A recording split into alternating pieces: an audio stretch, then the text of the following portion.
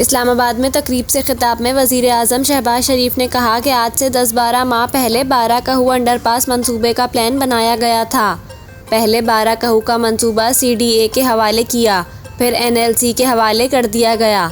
12 कहू बाईपास के मंसूबे के लिए पहला चैलेंज ज़मीन का हुसूल था। ये मंसूबा बहुत पहले मुकम्मल हो जाना चाहिए था, क्योंकि मुल्क भर से आने वाले सयाहों के लिए 12 कहू से गुजरना महाल था। वज़ीर आज़म ने कहा कि मुल्क की तरक्की और खुशहाली के लिए बाज़ औक़ात मुश्किल फ़ैसले करने पड़ते हैं। ये मंसूबा भी नवाज शरीफ का विजन था और है, लेकिन नवाज शरीफ की हुकूमत को बदतरीन साजिश के ज़रिए हटाया गया। जब हमारी हुकूमत गई तो हर मंसूबा रुक चुका था।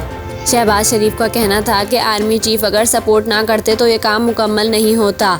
आर्मी चीफ ने बड़ी कमिटमेंट दिखाई है। सियासत की दश्त में 38 साल गुजर गए हैं। बहुत से सिपा सालारों से मुलाकात रही, हुकूमत में भी और अपोजिशन में भी।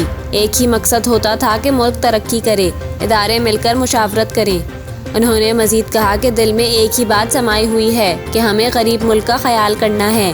कई ऐसे राज हैं जो कब्र में लेकर जाऊंगा। मुल्क में वसाइल की बंदर बांट आपके सामने है। आज वक्त है कि हम मिलकर पाकिस्तान को आगे लेकर जाएं। हमने फैसला किया है कि मिलकर मुल्क को आगे लेकर जाएंगे। कहा जाता है इस्टेब्लिशमेंट का आदमी है, फलां है, मुझे कोई फ़र्क नहीं पड़ता।